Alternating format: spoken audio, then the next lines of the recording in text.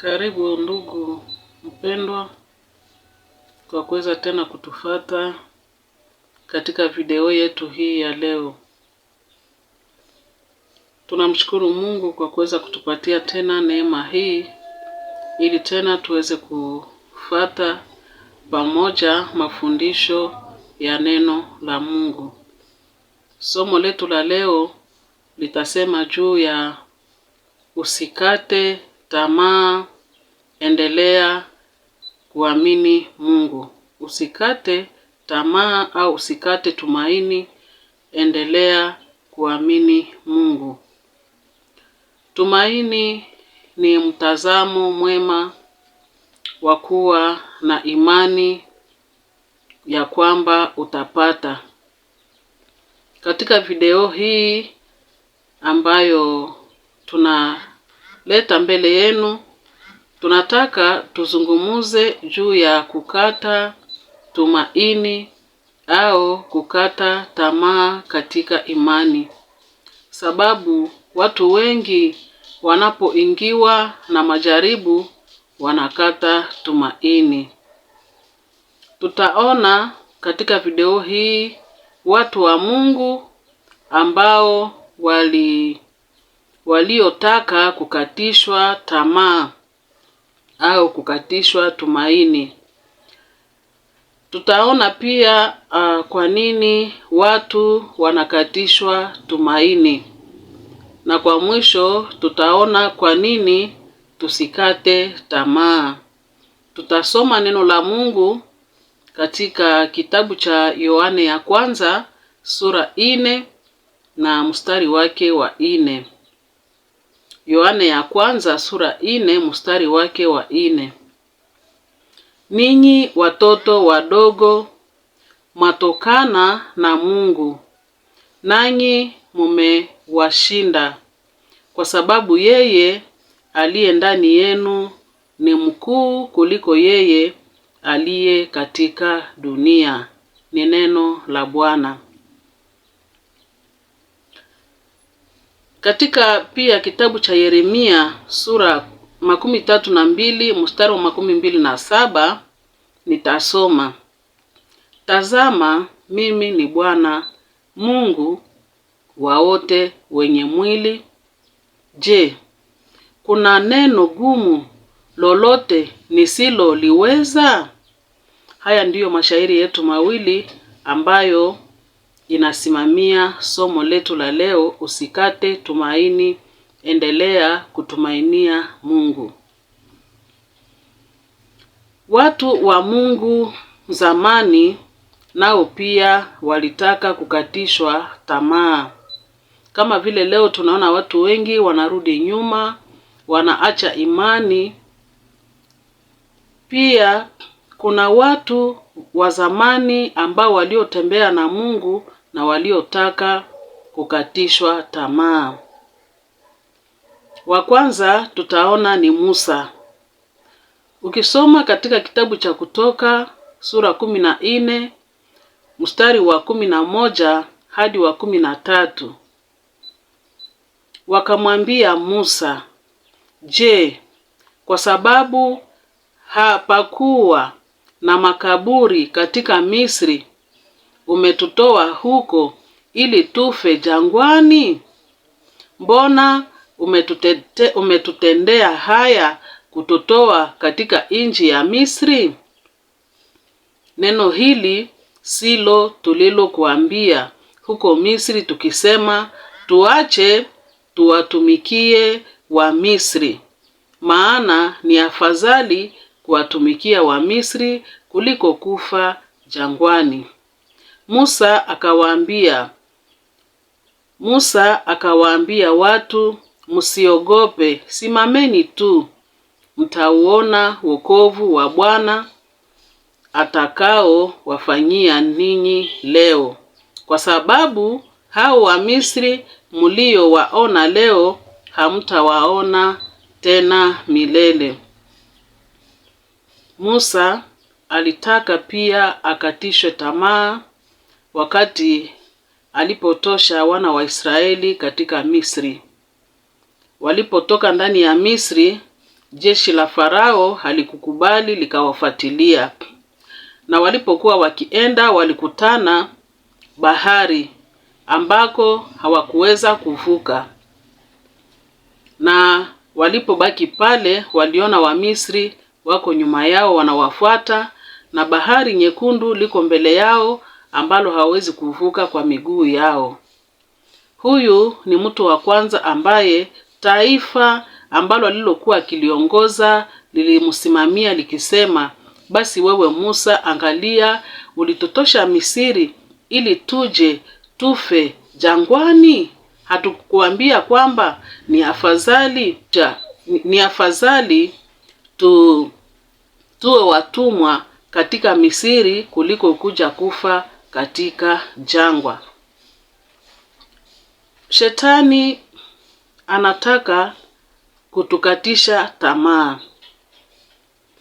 Na mkiona hawa watu waliotoka Misri, walisahau tabu ambayo walikuwa ndani yake katika Misri. Wao wenyewe walikuwa wanalilia Mungu awatoshe katika utumwa wa Misri. Lakini walipokutana na mateso njiani, wanakutana mto umekuwa pale, walisahau.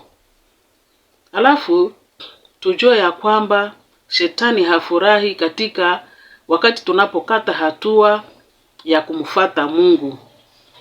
Naye analeta mambo ambayo yatatukatisha tamaa.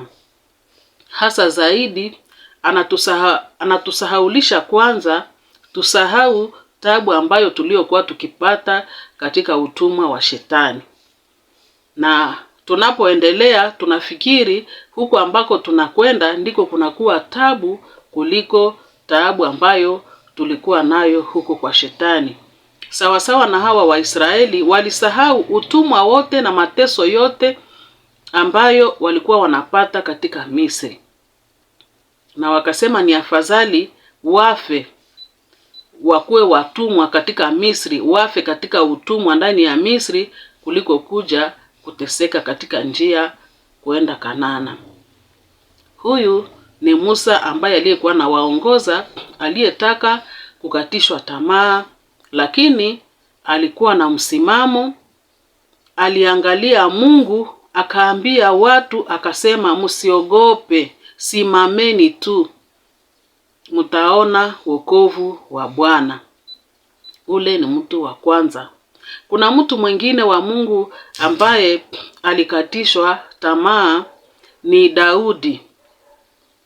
Ukisoma Samueli ya kwanza sura 21 na mstari wa 10 hadi wa 12, kuna nyakati ambazo Daudi naye alipata woga, alitishwa. Ni wakati mfalme Saulo alikuwa akitawala Israeli. Alipokuwa akitawala hakufurahia Daudi. Hakufurahia Daudi sababu gani? Sababu Daudi alipoenda vitani akaua Goliath, na watu wakafurahia kazi ambayo Daudi alifanya, na wakaanza kupana sifa kwa Daudi kuliko sifa za Saulo. Na ni hapo ndipo Saulo mfalme alianza sasa kumuwinda huyu Daudi.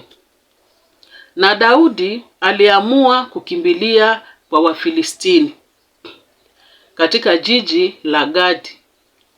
Baada ya muda mfupi, mfalme wa huko Gadi alijua kwamba Daudi naye yuko kule katika kijiji chake. Na alijua kwamba Daudi ni shujaa, ni ambaye aliua Goliath, na ni ambaye waliimbia wimbo ya kwamba ameua Wafilistini maelfu. Alafu akaanza naye kumuinda Daudi. Daudi akaogopa. Aliwindwa na mfalme wake Saulo, aliwindwa pia na mahali ambako alipokimbilia. Na ukiendelea zaidi, na watu ambao aliokuwa nao pia walimwambia Daudi, wakafadhaika sana, wakasema, unastahili upigwe kwa mawe, kwa sababu kwa ajili yako watu wetu wameuawa, kwa ajili yako miji yetu imeunguzwa na wengine wamebebwa kama mateka. Mambo haya yote yalichokesha Daudi. Ijapokuwa Daudi, Mungu alikuwa ameambia Samueli aende kupaka Daudi mafuta ya kwamba atakuwa mfalme. Alafu Daudi alisikia anahuzunika, anawoga, lakini alijipatia nguvu, akaamua kusimama na kwenda sasa vitani kugombana na wale ambao walibeba watu wake na ambao waliua watu wake. Na kweli Mungu alimpatia ushindi. Watu wa Mungu wanakatishwa tamaa. Huyu ni Daudi naye ambaye alikatishwa tamaa. Mtu mwingine ambaye alikatishwa tamaa ni Nehemia. Nehemia wakati aliamua kuenda kujenga tena ukuta ambao uliobomoka Yerusalemu. Ukisoma Nehemia sura 2 mstari wa 19, utaona Nehemia alikutana na watu pia wa kumkatisha tamaa. Na walimwambia hivi, lakini ikawa Sanibalati aliposikia ya kwamba tulikuwa tukiujenga ukuta, akagazibika sana, akaingiwa na uchungu sana, akawazihaki, akanena mbele ya ndugu zake na mbele ya jeshi la Samaria akisema, Wayuda hawa wanyonge wanafanyaje? Je, watajifanyizia boma? Watatoa zabihu au watamaliza katika siku moja? Je, watayafufua mawe katika chungu hizi za kifusi, nayo wameteketezwa kwa moto? Basi Tobia Mwamoni alikuwa karibu naye akasema, hata hiki wanachokijenga angepanga mbweha, angeubomoa ukuta wao wa mawe.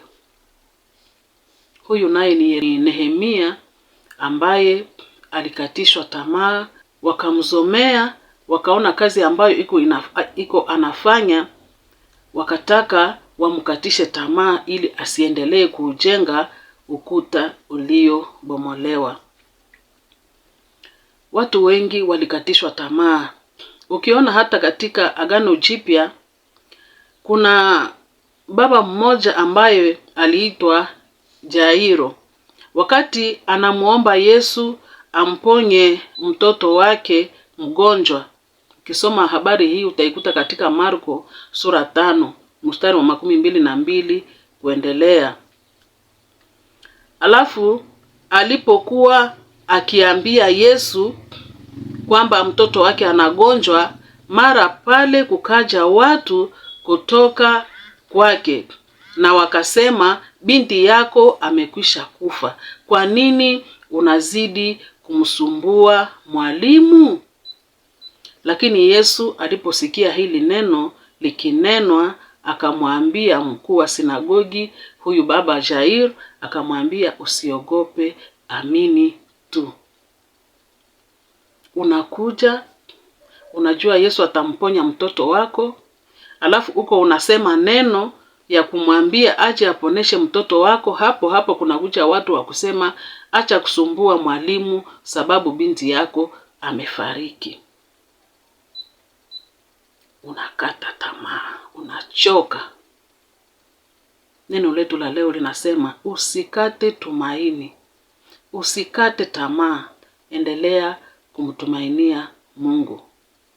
Ndani ya maisha yetu tunakutana na mambo mengi ya kukatisha tumaini. Ni vile ndivyo adui shetani hata mpaka leo anakuja kuwakatisha tumaini watoto wa Mungu.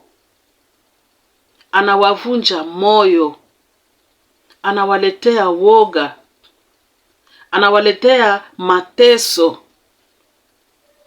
anawaletea maneno ya kuwatukana kama vile walitukana Nehemia. Hata umbwa bure anaweza kuangusha ile upango yake ambayo iko anajenga. Maneno ya kuchoma moyo, hiyo ndiyo silaha ya shetani ambazo analetea watu wa Mungu, analetea watoto wa Mungu ili wakate tamaa. Ndugu mpendwa, tuko katika dunia, tutapata mateso. Hata Yesu alisema vile mateso yanaweza kukuja. Njaa inaweza kufika kama vile Waisraeli ndani ya jangwa walipatwa na njaa. Kifo inaweza kufika sawa huyu mtoto wa Yairo, unababaika. Alafu shetani akijua udhaifu wetu anatuletea woga. Shetani analeta woga, shetani analeta kubabaika, shetani analeta mambo ya kukatisha tumaini. Inakukatisha tumaini. Tujue kwamba hii ni hila ya shetani. Yale ambayo uko unapitia leo, hata watumishi wa Mungu zamani waliyapitia. Mateso ambayo unayaona leo, watu wa Mungu zamani nao waliyaona.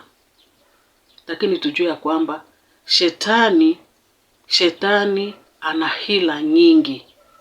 Anapenda atukatishe tumaini. Lakini neno la leo linataka kututia moyo. Mungu anatuambia tusikate tumaini, tusikate tamaa, tusichoke, tuendelee kumtumainia Mungu.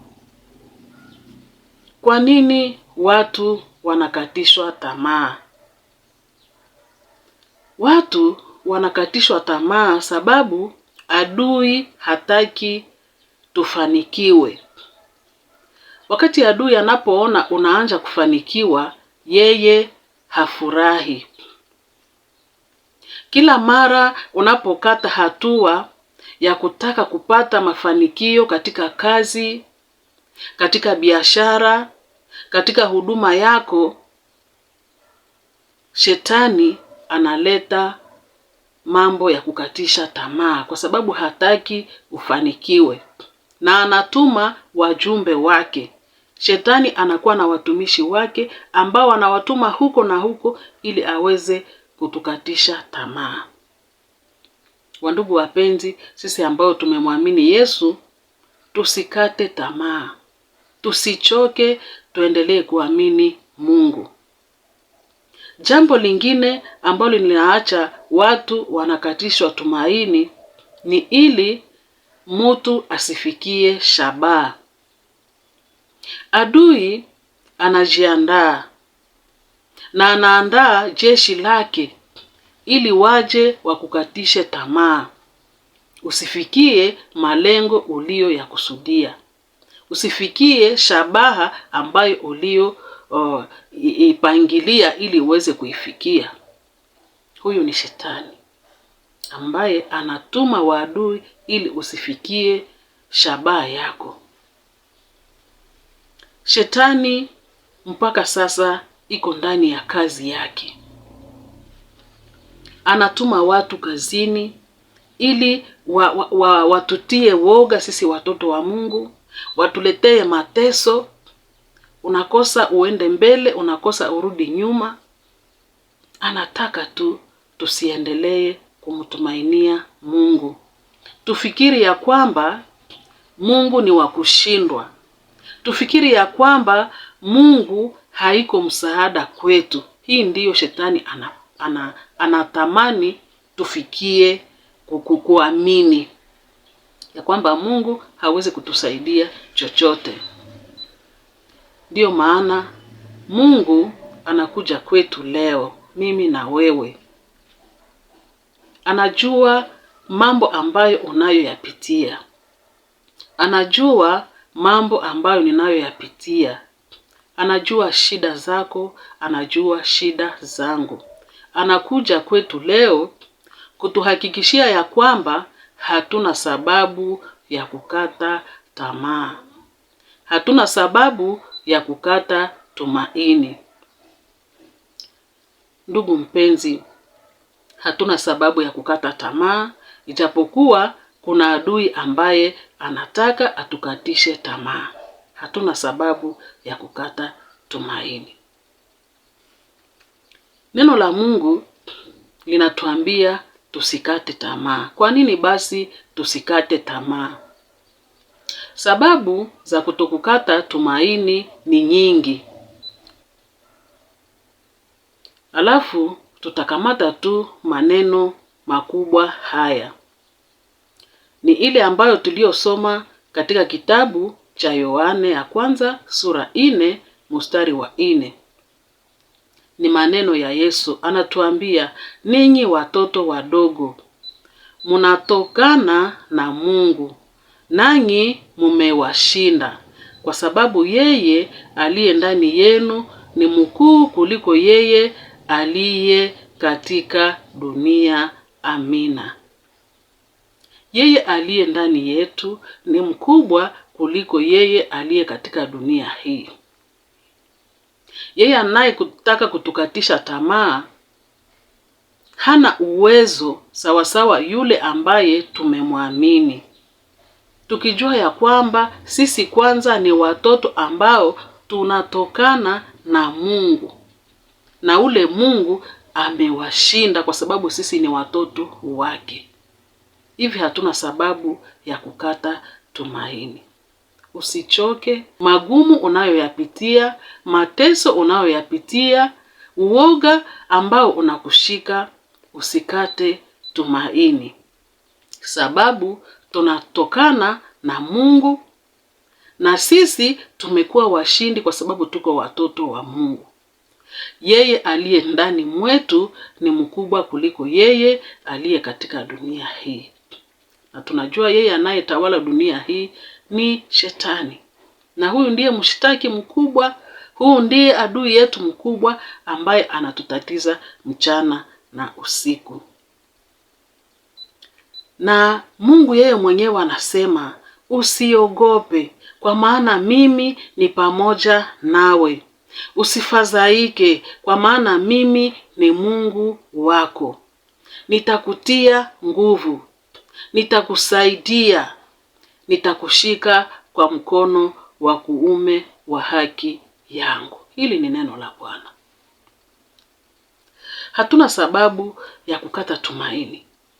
Hatuna sababu ya kuchoka. Tuamini tu Mungu ambaye anayetuambia tusiogope, kwa maana mimi ni pamoja nawe. Mungu ni pamoja nami, Mungu ni pamoja nawe. Usifadhaike, mimi ni Mungu wako, nitakutia nguvu, nitakusaidia. Jambo lingine, neno lingine ambalo linaacha tusikate tumaini, Mungu anasema hivi: unapopita katika maji mengi, nitakuwa pamoja nawe, na katika mito haitakugarigisha, uendapo katika moto hutateketea, wala mwali wa moto hautakuunguza. Huyo ni Mungu ambaye anayesema maneno haya yote. Hatuna sababu ya kumwacha Mungu, hatuna sababu ya kurudi nyuma, hatuna sababu ya kukata tumaini. Haya ni maneno ambayo Mungu yeye mwenyewe anayasema. Lingine neno ambalo Mungu analisema, anasema kila silaha itakayofanyika juu yako haitafanikiwa, na kila ulimi utakaoinuka juu yako katika hukumu utauhukumu kuwa mkosa. Huu ndio urithi wa watumishi wa Bwana na haki yao inayotoka kwa mimi, anasema Bwana. Mungu wetu ana maneno mazuri. Mungu wetu ana mambo mazuri ambayo anatuambia hatuna sababu ya kukata tamaa, kwa sababu kila kitu ambacho kinaweza kuinuka juu yetu hakitafanikiwa. Farao aliyeinuka juu ya Waisraeli alizama katika maji. Mtoto wa Yairo ambaye walikuja kusema acha kusumbua mwalimu sababu mtoto amekufa, mtoto Yesu alimfufua. Yesu alimfufua sababu alisema wewe usiogope, amini tu. Na sisi tusiogope, tusikate tamaa, tuamini tu. Hilo ni neno la Mungu, tuliamini.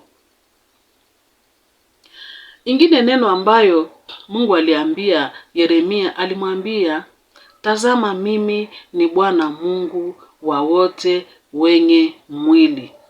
Je, kuna neno gumu lolote nisiloliweza? Je, kuna neno nisiloliweza? Maneno magumu yote ninayaweza mimi Mungu. Huyu ni Mungu. Ndugu mpenzi, neno la Mungu kwetu mimi na wewe linataka tusichoke, tusikate tamaa. Tushinde woga kwa kumtumainia Mungu. Tunaweza kumtumainia Mungu zaidi. Wakati woga tunapoogopa, tumtumainie Mungu zaidi. Tujue ya kwamba namna vile alivyotendea akina Musa, akina Nehemia, akina Yairo, na sisi pia atatutendea. Hata kuna wimbo ambao unasema, unapochukuliwa na mashaka yako, uhesabu tu baraka za Mungu. Basi ndugu, Mungu atusaidie mimi na wewe tuweze kumtegemea Mungu, tusikate tumaini, tusirudi nyuma. Tunafurahi ndugu kutufata. Mungu aendelee kutusaidia, Mungu aendelee kutupatia matumaini mema. Asante na Mungu atubariki sote.